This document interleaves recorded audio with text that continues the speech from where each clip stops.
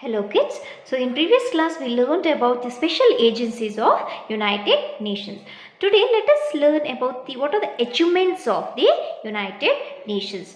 So United Nations has tried to prevent the tension or war between countries. So it has been largely successful in its efforts. So war between India and Pakistan, Iran and Iraq, Israel and Palestine, North and South Korea and many others were not allowed to grow bigger mainly because of the efforts of United Nations.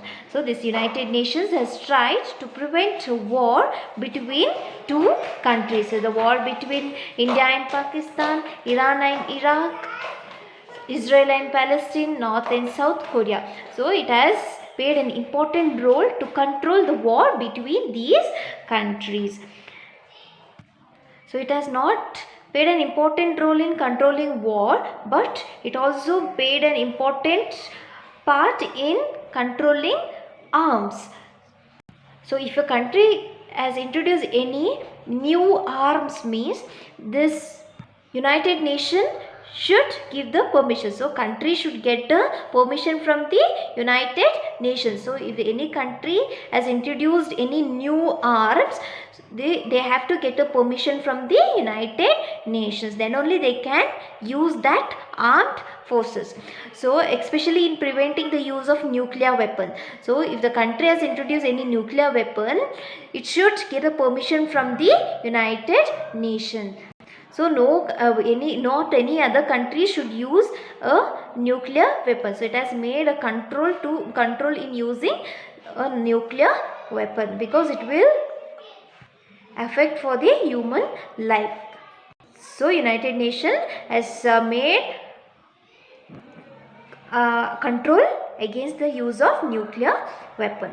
So UN has been very successful in its fight against poverty, diseases and illiteracy. Not only controlling war, but it has made a successful control over the poverty, diseases and illiteracy. So it has worked in all these fields. So it has also achieved success in improving cultural cooperation among countries. So however, people in the developing world feel that the UN does not understand the problem of the developing nations very well and is therefore unable to solve their problems. So developing nations has felt that this UN is not understanding the problem of developing nation because it could not prevent the invasion of Iraq by American-led armed forces in 2003, nor put an end to the war in Darfur of Sudan. So some people have also questioned the veto power enjoyed by the 5 permanent members of the UN. So some nations have questioned about the veto power, the complete power by the 5 permanent members of United Nations. Now let us learn about what are the India's contribution to the United Nations. So India has been a member of United Nations since it was formed in 1945. So India has become a member of United Nations since in 1945. So it has always stood for peace and played an important role in the United Nations efforts for world peace. So some of the main achievements of efforts of India are as follows. So Indian armed forces have been used as peacekeeping force in Middle East and the Democratic Republic of Congo and Sudan. So Indian armed force is used in peacekeeping forces in the places like Middle East, Democratic Republic of Congo and the Sudan. So Indian armed forces used in this peacekeeping force in the United Nations.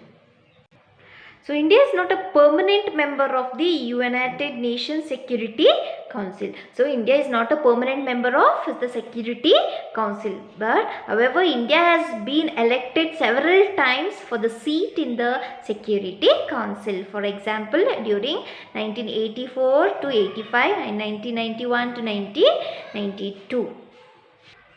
So India played a prominent role in putting forward the concern of developing countries at the United Nations. So India played an important role in helping the developing countries through United Nations. So India actively opposed the policy of considering blacks as inferior to whites in South Africa. So India opposed considering the blacks as inferior whites in South Africa. It has India has opposed inferiority between the blacks and the white. So this policy was known as apartheid. So what is the meaning of apartheid? It is a policy of treating blacks as people who are inferior to the whites. So apartheid means was the policy. It is a policy which is treating blacks as people who are inferior. The blacks are treated as inferior to the whites. So India is opposed to that. Finally, due to the pressure of this United Nations and the countries like India, this apartheid was abolished. So because of the efforts of United Nations, even the country like India also opposed this apartheid policy towards the blacks. So this policy was abolished in South Africa. So India established relation between South Africa only after this. So after abolishing this apartheid policy, India established the relation between with the South Africa. After abolishing this apartheid policy, India made a friendship with the South Africa.